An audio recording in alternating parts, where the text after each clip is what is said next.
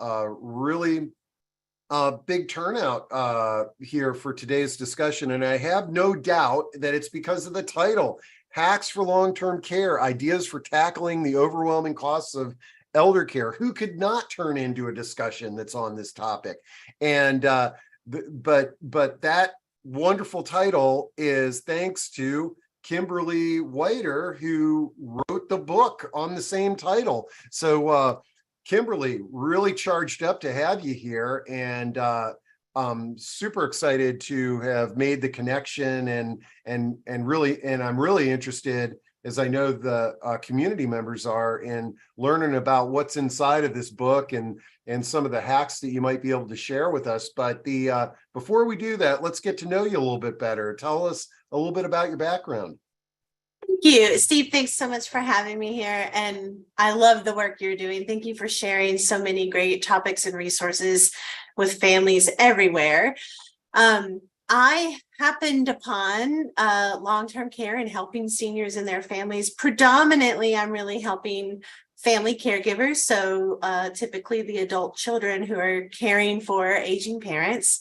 I was quietly building a career in higher education for over a decade and sitting kind of nice and comfy. I was doing research on interprofessionalism and interdisciplinary teams. And so I was really studying how people from different professional backgrounds come together to work on a common goal or reach the most common good amongst their professions, and how they handle the overlaps when they know similar scopes of practice or similar skills and knowledge bases. And I was presenting that at a national conference, and a gentleman approached me with his card and asked if he could call and consult with me. And it turned out he and his friend were the original two co-founders of a business called Elder Care Solutions. And that was at the beginning of 2019. And it ended up being the full year of 2019. Every month we would do a party line. So we would, do a three-way call. And they were sharing with me this overwhelming situation that so many families were getting into when they were caring for aging parents, on how incredibly expensive it was. And I was seeing the interprofessional aspects of that problem, how there were a lot of professionals out there that held answers, but we couldn't really get them to give the answers to the families together in an interdisciplinary way, right? They invited me to join the company and run it as its CEO at the very end of 2019. I was very reluctant at first, just because leaving higher ed felt like a terrifying thing for me. And then the universe collided a whole bunch of things at once. And so our organization was getting under a state institution, and my position, I was made aware, was going to be made redundant. And within 5 days of saying, let me think about that offer, I landed into a family caregiving position. And so I was witnessing firsthand what it was like to care for someone. And I just felt this push from the universe, you have a new path you're about to start walking on, right? And so then I entered in. As of 2021, I'm the full owner of Elder Care Solutions. I believe in what we're doing so much that I wanted to really tie my name to the business. And then in 2022, we wrote this book, and we were able to publish it at the beginning of this year. So yeah, and I pulled up the website here, which I'll drop. Yeah, thank you. And then folks, you can see the book, and which is some of the stuff that we'll be talking about today, is real easy to access right there on the website. Dropping that in, and then when you click on this little link, it takes you right to Amazon, where you can learn more about it and buy the book if you're interested. So this is awesome, man. What a great story. And yeah, the adventure of entrepreneurship is, you can compare it a lot to families going through elder care, because it's sort of, you're out there, working your career in higher ed, you get a paycheck every week, and life is great. just like you're going about your daily business and then you get that call and mom had a fall. The jolt. Yeah. And it's intimidating because you don't know anything, but then you start wading into it and realizing how many resources are out there and how many wonderful people are there. So hats off to you on your adventure. That's great. Thank you. Okay. We've got questions that are already coming in, but before we do, I get to ask first. Hacks for long-term care. Number one, I love the title. It's attention getting and it's needed because the people need affordable solutions out there, folks. I'm going to preface this. One of the reasons I'm glad we're talking about this is if you haven't heard the term the forgotten middle, I'll make sure to throw it on to some of the research study that have been doing that folks have been doing on this term, where it's sort of, there's so many of us that are sort of in this group of folks where we don't qualify for subsidies, but we don't sort of classify ourselves as wealthy and affluent. Yeah. And this topic, I think, is right on the target for many of the folks that are in the forgotten middle. So sure. Tell us a little bit about how you came up with this. And then I'm hoping you can share a few. Absolutely. Yeah. I'd be happy to. Yeah. So hacks for long-term care is really, we were learning so much, as I said, this is hugely interdisciplinary. So anyone who would have an answer, if someone sat down and said, oh, I'm really helping out my mom and dad, or I'm aging myself and I did not realize how expensive this was. It's just eating up our savings. And they would have something to say.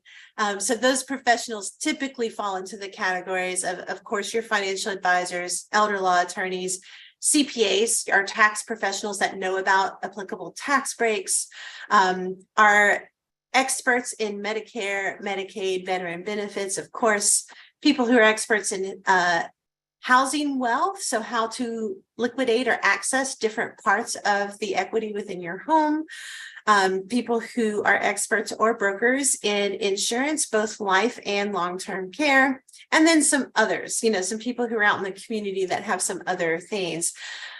So as we were gathering these answers and seeing like, oh, wow, here's a really cool new innovative thing that's available, or, oh, here's something that families would definitely not learn about, especially if they thought to go talk to a financial advisor, but didn't know about these other people and potentially the answers that they hold.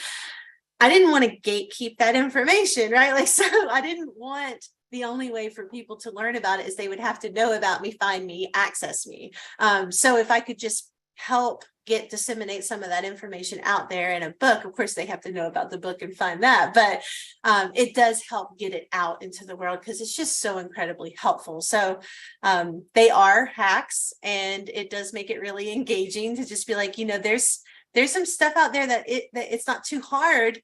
You just don't know, right? And so that's what we really wanted to share. So the book is not incredibly dense. Is written very much in a very easy to understand content.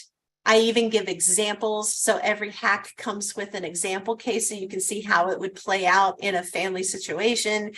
My piggy bank, Esther, who's our mascot, she's throughout the entire, she's the star of the show, really like letting you see how these work. And I also start off with some big truths. I say, like, what's the reality of long-term care in the United States right now? And I just try to answer that, like, why is this so expensive and why is it financially breaking people? So we can kind of understand it's not families failing at all. It's a lack of infrastructure and a lack of support systems that are forcing us into these situations where we become financially destitute, really. Man, this is great. Okay.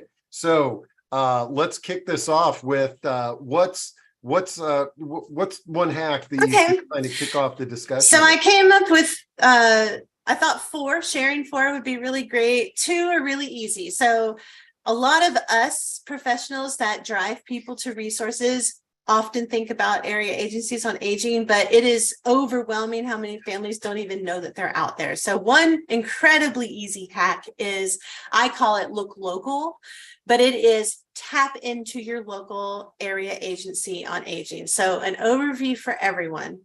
Every state is sprinkled with area agencies on aging that typically will cover like a zip code, but for some more rural or even close-knit communities, it might be multiple zip codes, right? They are funded by the state and they exist to help citizens, usually 55 plus, which really doesn't feel very much like aging anymore, 55 plus, to age at home independently, as healthy as possible. And they also have an extreme amount of support for family members who are helping them. You've brought up the elder care locator. I use this tool almost daily. So everyone can go here, you enter in your zip code, and it will tell you what your area agency on aging is. Don't be fooled by the name. They're not all called area agency on aging. It might be called like some kind of community center or something, but it'll give you the name, gives you the website, give you the phone number.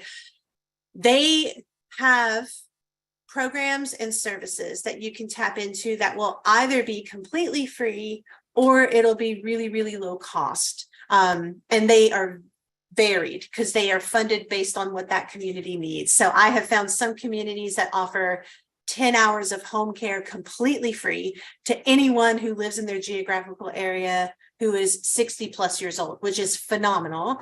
I have found others that like, we can't offer it for free, but we do a sliding scale and you get it way cheaper than if you just went through a home care agency on your own.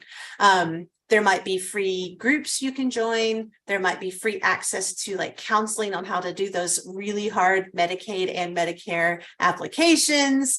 You can possibly tap into some free legal advice, like they can work out arrangements with local elder law attorneys where you can get, you know, like your first meeting for free. So there's tons there that's really inexpensive or completely no cost that you just need to know about. That's all. Yeah. And just having a friendly person that you can talk to. Yeah. Now, oftentimes, like I'll get a family that ordered this because they're looking for resources for mom in, you know, suburban Maryland, let's say, but then they've got a brother in Des Moines, Iowa, who, hey, we want to research both areas. Can you send us the guide for Des Moines? And I'm like, look, I don't do one in Des Moines, but you call the area agency on aging, more than likely they'll be able to share with you the similar services that are out there that you're looking at here, and you can do that evaluation. But I also, and it's, you know, while there are free services that the area agencies are offering, they're just great resources for parents too. Yeah. They even will, not only can you tap into great services and programs, but they will be able to refer you to pretty much anything you need to know to get other services and programs. So it's just, I don't think I've ever worked. I see somebody from the Luton, which is a really great area agency on aging. Yeah. I don't think I've ever worked with a family that I said, you know, have you contacted your area agency on aging? They all 100%. They're like, what's that? You know, so just a lot of families just don't know that they're there. So here's this is sort of an interesting discussion that you're bringing up. I was on a panel once with area agency director, and they said the question for the moderator was, what's a challenge that you're faced with as a director of an area agency on aging? And they said, people don't know that we exist. And that's our main thing. And I agree, but those who are caregivers in the audience is a sort of like, there's promotion for these agencies. We choose to ignore it. Why? Because it has that aging term on it, you know, so no matter how much we're beating the drum on a lot of this stuff, it's that our minds are not geared towards, you know, for ageist reasons, for a lot of reasons, to seek those out. But once you get connected, area agency on aging, great first stop. Okay. Yeah. let's see here. Let me address a couple of the questions that are coming in. And Pete, he gets the gold star for the first question. And I'm not sure if this is in your skill set, Kimberly. We'll find out, I guess. Is converting a taxable IRA balance to an immediate annuity a sound strategy to get cash and avoid RMDs? Pete, I'm eager to see how Kimberly responds, but I'm also throwing this into chat because there might be a financial professional that could give us some guidance here. Right. So I will say I am not a financial advisor, and I also do not sell financial products, which I love that that's my stance, because I am a connector and I connect people to resources and professionals. So I'm really that center object in between this interdisciplinary way of doing finances. What I will say is working with both a financial advisor and a CPA on how to convert IRAs, especially Roth ones or non-Roth ones, incredibly important, because a lot of families often go for the lump sum withdrawal. And then there's some huge tax implications on the back end that they weren't necessarily thinking of, often because they don't have time. They just like, we need money quick to take care of XYZ that our parents are going through. And without that careful front end planning, you can do a little more damage than good, right? And so they can often tell you, like, if you take this amount now and this, you'll have everything you need, but you actually are saving a ton of money in taxes. So working with someone to know that is great. I will also say that there are some fantastic annuity innovations, because we need some strong responses to how hard it is to pay for long-term care. So annuities are now coming with some really great, like, long-term care insurance riders, or things that you can pair them with to get these products that actually are serving people in a much better way that we had not seen before 2021, right? So looking into those options, I definitely think is worth your time.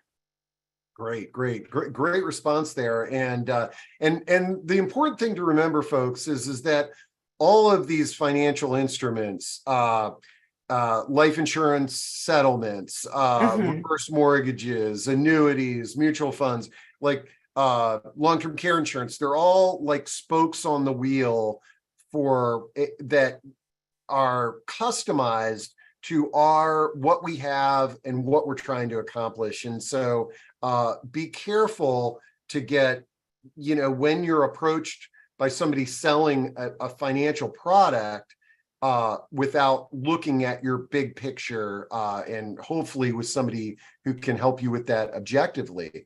And I know one thing, like you brought up the area agencies on aging, they, like, for health insurance and things like that, they provide a lot of counseling, and enable you to sort of bounce an idea by them. Having these empowered conversations with professionals is also brought up in the book. So I bring up an analogy that, like, you're standing on a street and there's a whole bunch of shops lining the street, and what you need is out there, but you don't know which shop to go into. And the professional that runs the shop, so you're just like, you don't have a map, you don't know which shop you need to go to, you don't know what you're going to find when you get there. And that's what families feel like right now.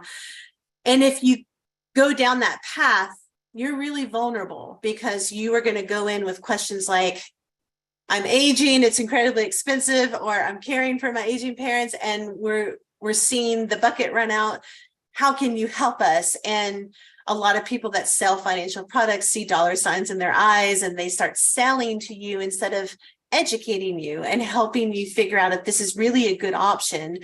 So we want to help you flip the narrative to go in and say, like, I've learned about this particular option. What can you teach me about it so I can see if it fits us? And that changes the game for them. Like, now they have to teach you, and it's a harder sell, right? And you are sitting with all the power, and that's where we want families to be, right?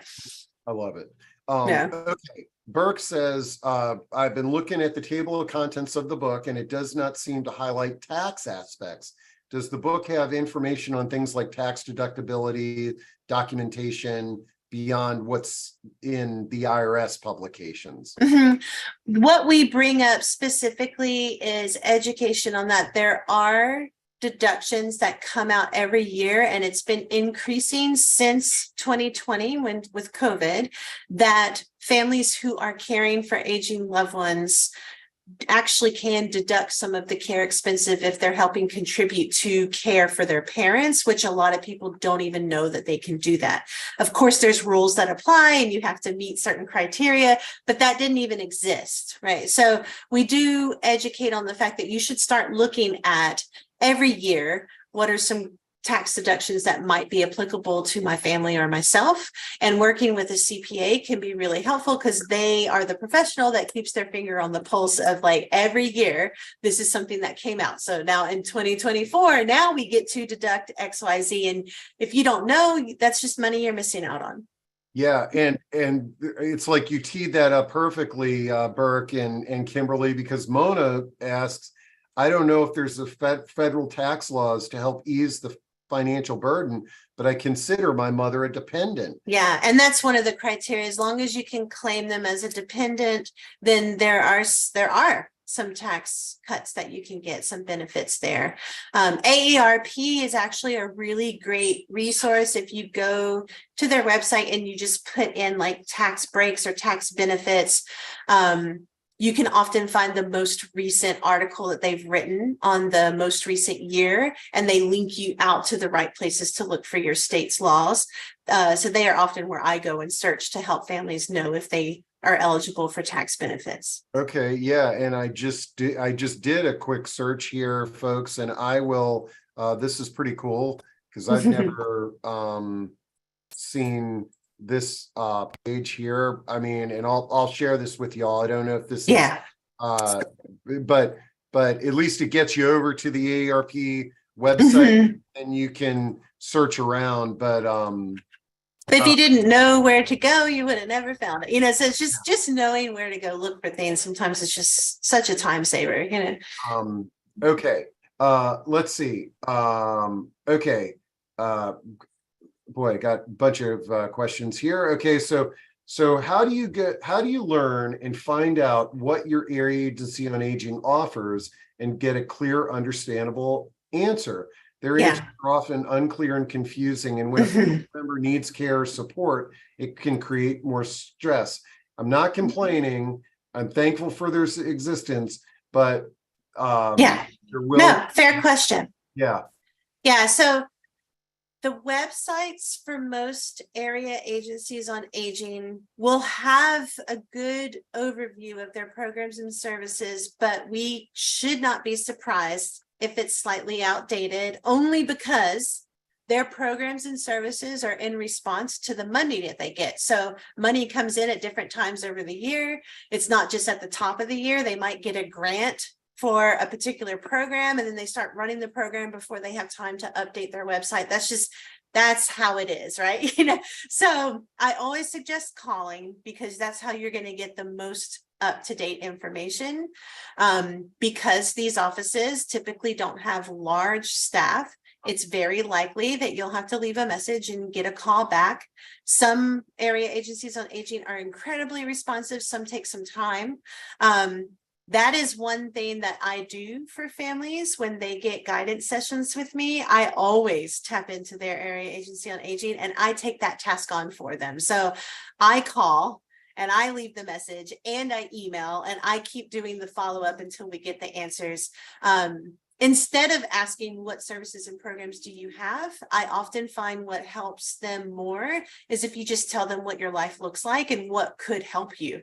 And then they can say, oh, well, we have a program that helps with this, or, plus the other benefit, the more people that tell them what they need, it gives them things to ask for so they can get funding for it maybe next year. So they need that kind of feedback. Ooh, okay. Okay. Elaine wants me to get back to your 4 hacks. Okay. Mona, I do this all the time, but Mona, we've got your question teed up. So let's do a couple more of your hacks. And then I want to jump on Mona's comment there that everybody can see. So if you've got solutions for any of these things, just share them. But okay, area agency on aging, awesome hack. Sure, that was one. How about we do another one? So another one is knowing the diagnosis and having the diagnosis. So I get a lot of families that there's general things wrong with their aging parent, or they say, you know, like, I have mobility issues, or and a lot of family diagnosed dementia, right? So we're pretty sure mom or dad has dementia, right? However, knowing the actual diagnosis, like, is it Alzheimer's? Is it Lewy body dementia? Is it frontal lobe dementia? Like, if we really can get that firm diagnosis, one, it can help you because all dementias are not the same. So it's really going to give you some information on what care really they need and how their care is going to change as that diagnosis progresses, because it's different. Not all dementias are created equal. The other is since 2020 also, when I think the government just did a big look at, like, where are we putting some funds to help people, because now we need to help people with stuff. And so one of them was people who are caring for aging loved ones that have dementia or Alzheimer's. A lot of money got allocated to that. To claim the money, you have to have a physician's diagnosis or a cognitive assessment saying that your loved one has it. It can't just be, we have a hunch, right? But the money came from the national level. The national level trickled it down to each state, usually their Department of Aging for the state. And then the state trickles it down to area agencies on aging, not equal. Some of them get more than others, but it'll be like, if you are caring for a mom who has Alzheimer's, you get free home care. And it's covered with grant monies that came from the state, but you have to have a firm diagnosis to claim the money, right? Mm-hmm. If you're caring for someone with Alzheimer's or dementia, you get X amount of dollars towards respite care. You get access to free support groups, all sorts of things. So, but they've set it up just for that dementia Alzheimer's diagnosis. We're also starting to see some for Parkinson's, because we are rethinking the classification of Parkinson's, and maybe it should be under the dementia umbrella. And then some cancers may also have grant money. So knowing the diagnosis can be of financial benefit to you. You just didn't know, so that's another hack.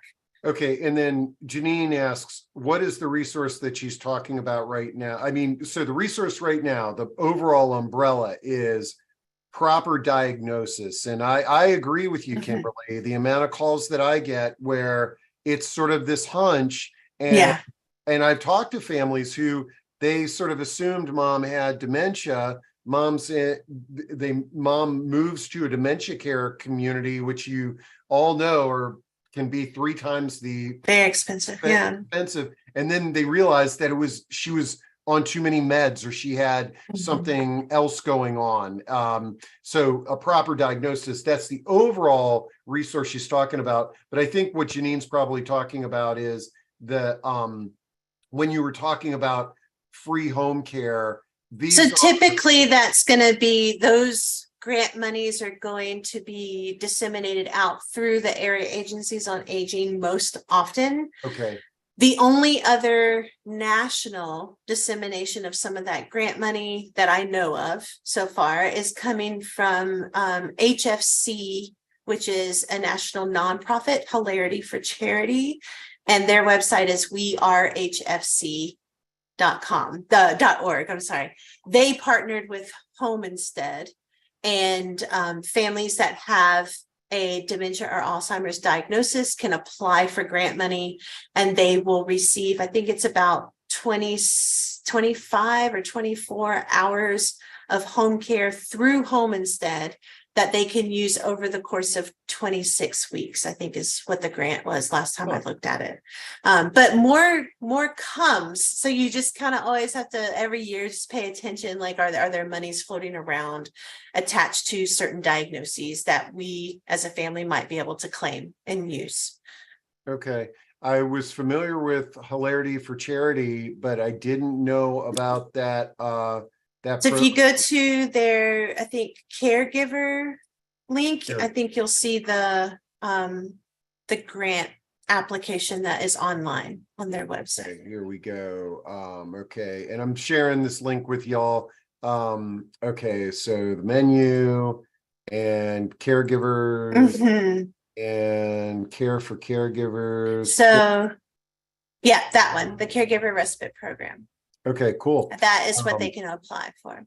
okay, wow, this is great. Some programs that And I agree, Cindy. I know. Knowing this is a national program and they're trying to, broadly provide this for people all over the US. I know 1 hour a week is nothing. It's something for you to claim or for you to toss aside and say, like, that's not even going to help me. And you don't have to spread it out. It's just, you can reapply every 26 weeks or so, so maybe you clump it all up and use it together, but I understand. I'm okay. sharing what is there, right? Yeah, it's also inspiring us to just get creative and talk to people and Mhm. get out there and do some Google searches, and you can reach out to Kimberly, you can reach out to me too. But okay, again, I want to get through your hacks, so why don't you hit us with some more of the hacks Okay. you wanted to share, and then So we'll. those two are kind of like low level. They're pretty easy. Like, know the diagnosis, tap into what's local around you. One that let's kind of go up to something a little more complicated. I get this question all the time. How can I get paid to be a caregiver? Right? Like, that happened. And I totally get it. You're putting a lot of effort into caring for your aging parent. We know from AARP and NAC and lots of other organizations that have done reports, to care for an aging parent on average takes 21 hours a week of tasks. That's a part-time job, and that's average. Some people are clearly up to the full-time job, 38, 40 hours a week. So if you could get paid and potentially cut back on your hours, which is what a lot of family caregivers are thinking about, that looks pretty attractive, right? I created a guide for this, which can also be found on my website, that you can download for $5, just to help you kind of go through, how can I even learn if getting paid is something that's available to me. So step one is to typically go to your area agency on aging, because they'll know, like, in your state, is that even a program that's available? Some states have programs where they pay family caregivers. Most of them that do have that, it's tied to the person that you're providing care for being on Medicaid. So you have to be at that stage. And a lot of families aren't there yet. Like, they haven't gone through that eligibility process. They still have too many assets to qualify, financial assets. So that typically is not people's answer, but it's an thing. Another option is if your loved one is a veteran or a surviving spouse of a veteran. There are ways that you can get paid through the VA to care for a veteran or a surviving spouse of one, and you can apply to their family caregiver programs to get reimbursement for care costs and to get paid. That also does not apply to everyone, right? Not everybody is. Another one can be through long-term care insurance. So long-term care insurance policies often will have a clause that says, if you choose to receive long-term care from a family member providing care for you in your home, we can compensate that family member. But there might be regulations, like they have to get their CNA license, or something like that, which honestly isn't a huge loop to jump through. If you decide to take that route. Another hard part about that is most of our senior citizens today don't carry long-term care insurance, because when they were at the age where they could have bought it for a good price, long-term care insurance was really not a great product. It was just, it wasn't good. It went away completely, and now it's back and it's way better, but it wasn't good. So a lot of our parents decided not to get it. It wasn't a good financial decision for them, Other than that, the options start to run low and you have to look inside the family. So you can, if your aging loved one has like an IRA or a retirement account or a savings account, and they say, and you work out an agreement, we're like, actually, what if you passed $500 to me every week because of the stuff I'm helping you with? Some family caregivers feel guilty for that. So that's step one, like get over the guilt. Step two, that could be way less expensive than hiring someone. So you're actually saving a lot of money and you can make the money go farther. And step three, it's also not a bad way to spend some of the money and then look at Medicaid eligibility down the road. If you do that, though, I always suggest document that that money is coming to you because you're providing care tasks for them. Because if you do not document it, and you do start to go through the eligibility process for Medicaid, and they look to see why has $500 been leaving the account every week, they say, you know, you broke their rules in their look back. So, but if it's documented saying why it was spent and it was because for care received from a family member, it's fine, as long as it's documented. So all of that's in the guide to kind of help you work through. But currently in the US, that's where we stand with getting paid to care for an aging parent. I hope this is something that really grows, because this could be way better than respite care, which is where we put a lot of our money in the US.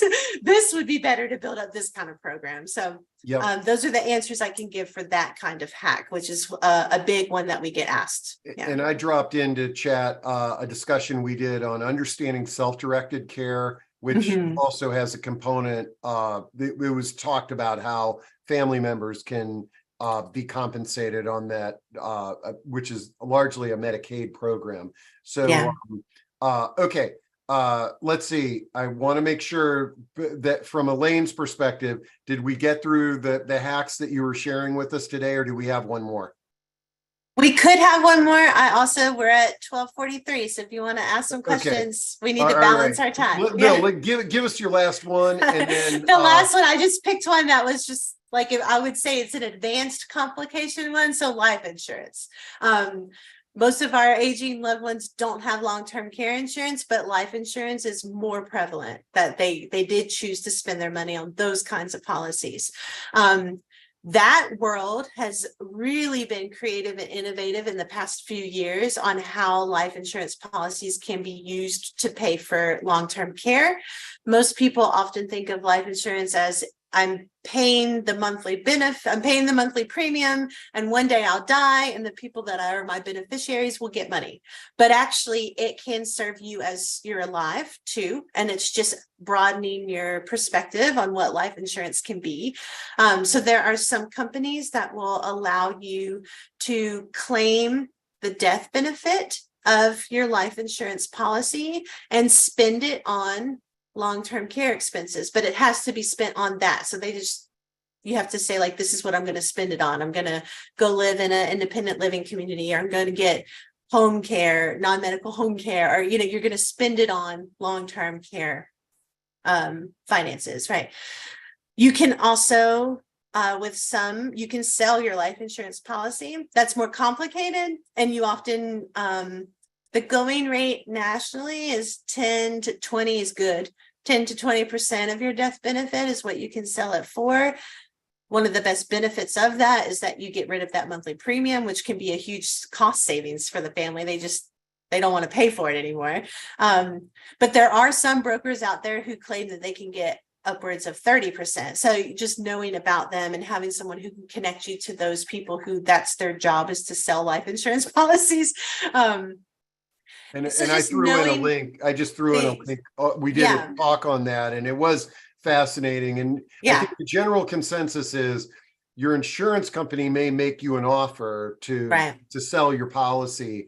If you're interested, it's probably good to talk to a broker. And I think on that discussion, we've got some links to those, and you might need a little bit more. But I've even heard of insurance broker, like when you just let them know like, I'd really like to use this to benefit me in paying for long-term care, they can lay out some options for you. They can be like, okay, you can keep it and continue to pay this amount and we'll help you use this. Or, you know, we only fund you for another X number of years, your premium's this much, and this is how much we'll pay out, or you get rid of it in 2 years, you know, so they start like coming up with offers for you.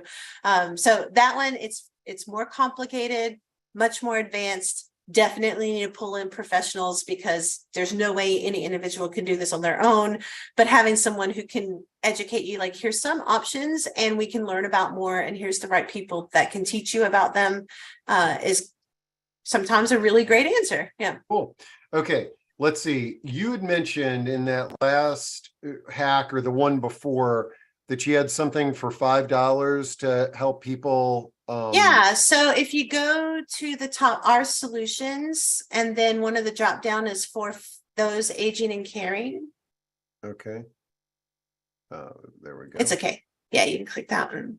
Okay. And then this. So I'll explain this. The Our Care Pay tool is, it's an online platform that after you pay the $25, you get access to, and it is all the answers that all the professionals that I've kind of been talking about on our talk today have. And so we have like a giant master list of all those answers, all those financial strategies.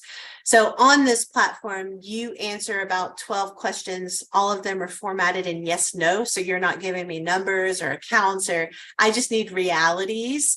And then based on how you answer the questions, it pulls in the correct financial strategies that would fit your situation. And it educates you on each one. So like, this is what this is, how it helps people, and the right professional who can help you. And you can ask us questions. We can tag you up to professionals if you need help. But it's a great educational tool. And we developed that. And then from that, we were like, we should probably also write a book that kind of shares some of this. So that's where the book came from. Okay. And then somebody did have a question. They said you would sometimes make phone calls and try to answer clear actions. That's this guidance session. So Okay, families right can here. also book time, and for $50, I give them an hour of my time. We always start with, what does life look like for you right now? What are you going through? They tell me, I say, what are your top challenges? And we start brainstorming solutions and resources for them. And then I follow up the meeting with a written report of what we talked about, what their solutions are, and I will always reach out to their area agency on aging as part of that guidance session. So on our website at the top where it says shop, one of the things in the shop is the downloadable on Can I Get Paid? So that's a way that, yeah. Okay, that's the $5. Yep. Okay. Okay. Yep, that one right there. All right, great. Okay. All right, folks. Let's see. Let's see what we can do here. Today we've got a hard stop at 1. So let's get through the questions and comments that we can, and if not, we'll invite Kimberly back. But okay. Let's see. So someone asked, are you willing to share and tell us where you're located? And is your service regional or national, or how does that work? Sure. I'm located in a city called Roanoke, Virginia, but our only geographical boundary is around the United States. So I do not have a strong understanding and knowledge base on other countries and how they handle servicing their senior citizens. Most of them do a much better job than the United States. But as long as you're within the US, doesn't even have to be continental, we are able to help you and connect you to resources. Okay. And then let's see, going back to the life insurance question, selling your life insurance policy, could you expand upon what you said about only getting about 20%? I believe this is face value. So like, let's say you have a life insurance policy for $100,000 and you're selling it, you might get 20%. Exactly. Yeah. So nationally, the average when you do what's called a life settlement, which is when you sell your life insurance policy, it's about 10 to 20% of the death benefit. So you have to weigh the pros and cons, Yeah. And a lot of times where I feel people are sort of like, oh, I wish I knew about that, is that they just let their life insurance expire, because it's sort of like, well, we bought life insurance for me and my spouse to protect each other, and I don't really need that protection. It's just going into my estate. And it's sort of like, even if it's a $5,000 amount, letting it Right. expire and having $5,000 could be. Sure. And don't forget that, it does mean you don't pay those monthly premiums. So if you're paying $250, $300 a month, and that goes away, plus you can get, let's say 10, 20K, for some families, that's a really great answer, Yep. And for others, they're like, it's not worth it to us. We'd rather hold on to it. That's okay. Okay. All right. So back to Mona and Elaine. I followed your instructions. We went through Kimberly's hacks. Okay. Mona, I think the existing tax law just lowers my tax base by claiming my mother as a dependent. Pretty insignificant amount, not much in the way of a big tax return, but the money I have paid for her assisted living has been pretty significant, $40,000 a year. So Mona, this is the one that really, it's okay to pay for our parents' care. However, there may be once you sort of open that door of paying for a parent's care, that can create a bunch of complications in mom qualifying for some subsidies. Am I correct, Kimberly? So that's where we really want to get some advice. One, when we're looking at tax breaks, paying for an assisted living community might not be a taxable, because it's not medical care, it's long-term care. So they might not even say that that's a taxable care expense. They're looking more like you paid a copay at the doctor, or you're covering their medication, right? So we need to know that, if that's even covered in your particular state. That's also what makes it complicated, is every state has different laws sometimes. And then, yes, we would want to talk to most likely an elder law attorney about, here's what I'm laying out on an annual basis. If we were to try to look at eligibility for my mother for Medicaid, is what I'm doing going to hurt our chances? Are we breaking any of their look back laws? What should we do that's really smart right now so that this continues to get paid, but it's coming from the applicable account? Or do I just need to stop and we need to go through eligibility right now? And they can really, that's what they're experts in, is that timing. Like, let's really look at this trigger point of like, here's where we're on Medicaid and here's where, we're still spending, right? Yeah. Yeah. I mean, I just, that is so admirable that you're doing that for your parent. But we also all want to be cognizant of sacrificing our own future years for, putting out cash like that, and just getting as much of a much tax, financial benefit, estate planning benefit as you possibly can. So let's see. Somebody asked, what are ways to get long-term care without paying a fortune for a long-term care insurance policy? Some long-term care insurance people on this call that might be able to help. Yeah. So, and absolutely. And of course, those, they say the perfect decade is in your 40s, right? Like, that's when you're going to get the best monthly premiums that you're going to get for long-term care insurance. But don't hold yourself strict to those boundaries of an insurance policy. Maybe also look at an annuity with an insurance rider, or a life insurance policy with a long-term care rider. Like, there's a lot of these hybrid products that maybe is a better fit for you.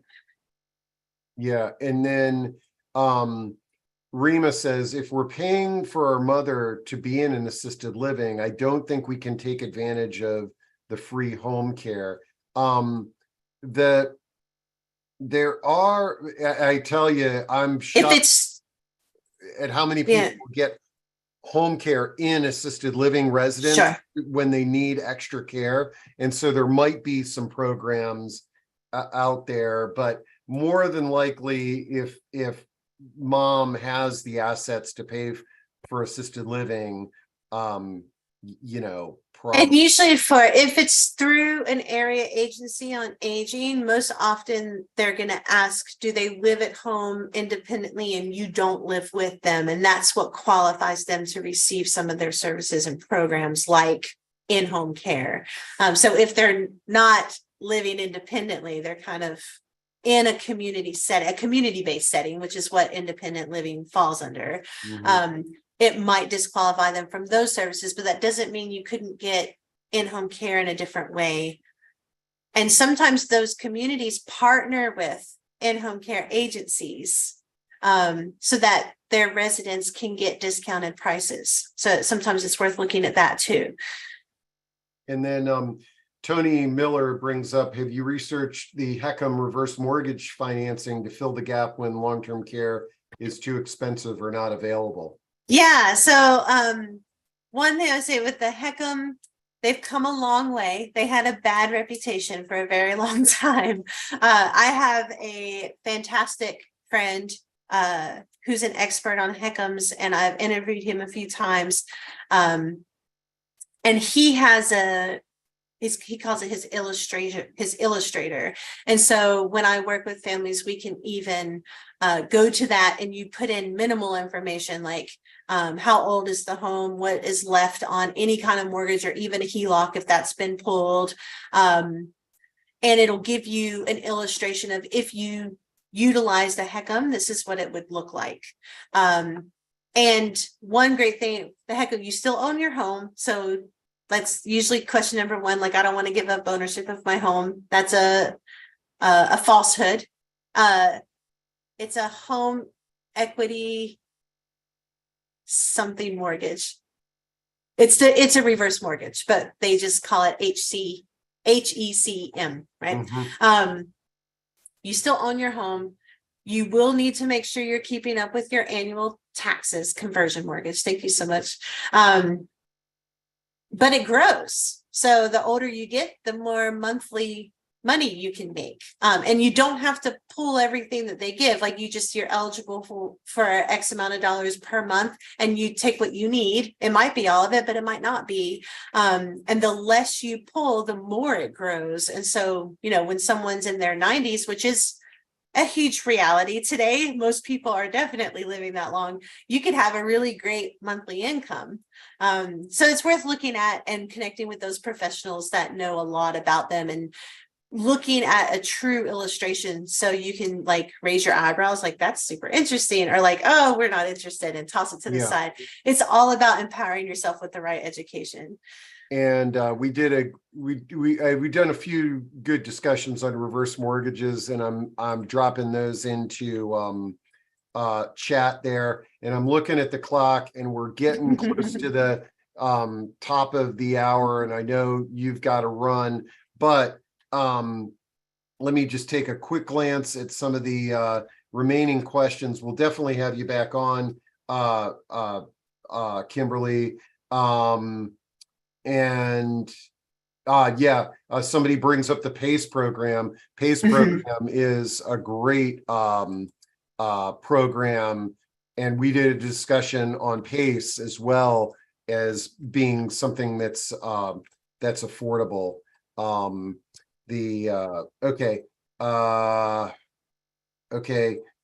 Mona, we're between a rock and a hard place because she is not deemed nursing home ready, but she is both Medicaid and Medicare eligible. Yeah, I mean, might be a great situation to look at PACE then, because that's exactly what PACE was set up for, was for the dual eligible. Well, Mona's mom is already in assisted living, and the PACE programs is for aging at home. Keep people nursing home eligible at home, but Mona, I dropped in Kimberly's contact info, and you should have mine as well. Happy to absolutely make connections and make that happen. So wow, I'm looking at chat. Thank you so much The for great chat to everybody. save it. Everybody's been sharing Yeah, it's going to wonderful be saved with resources. the recording. Lots of great resources there.